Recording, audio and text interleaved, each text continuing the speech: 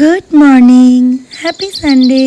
আর Sunday মানেই তো অনেক কিছু রান্না বান্না, তাই না? সকাল সকাল একটু ব্ল্যাক কফি খেয়ে নিয়ে নিজেকে একটু রিফ্রেশ করে নিলাম।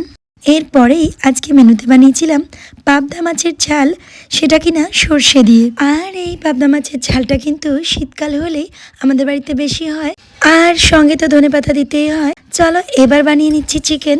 আর চিকেনটা একদম সিম্পলভাবে করেছি, পাতলা করে ঝোল ঝোল, যেখানে গরম মশলা ফোড়ন দিয়ে পেঁয়াজটা ভেজে নিয়েছি, আর সঙ্গে বাটা মশলায় দিয়েছিলাম আদা রসুন আর অল্প একটু পেঁয়াজ বাটা। একবারে কষিয়ে নিয়ে আলুগুলোও ভেজে নিয়ে একটু টমেটো দিয়ে গুঁড়ো হলুদ দিয়ে নেড়েচেড়ে ভালো করে কষিয়ে নিলাম। এরপর একটু মশলা বাটা জলটা দিলাম। চাটনিটার জন্য একটু কেটে নিচ্ছিলাম আমসত্ত্ব, আর এদিকে গরম জল করে মাংসটাতে দিয়ে দিলাম। গরম জল দিলে না যে কোনো রান্নায় খুব টেস্ট হয় জানো। রান্না বান্না কমপ্লিট করে এদিকে আমি স্নান সেরে চলে এসেছি। একটু স্কিন কেয়ার করে নিয়ে ভগবানের পুজোটা দিয়ে দিলাম। সানডেতে না একটু বেলা করেই পুজো করতে হয়, কেননা রান্না বান্নার চাপটা না অনেকটাই থাকে। তার মধ্যে একটু বাড়িঘরদোর ক্লিনিংটাও একটু বেশি করেই করতে হয়, যেহেতু একটাই ছুটির দিন। আর এই যে আমার গাছের নীলকণ্ঠ দিয়ে মহাদেবকে পুজো দিলাম। এদিকে আমি রবিবারের দুপুরের টেবিলটা সাজিয়ে দিয়েছি। দেখো কি কি রান্না করেছি। চলো আজ তবে আসি, আবারও দেখা হবে। সবাই খুব ভালো থেকো, টাটা।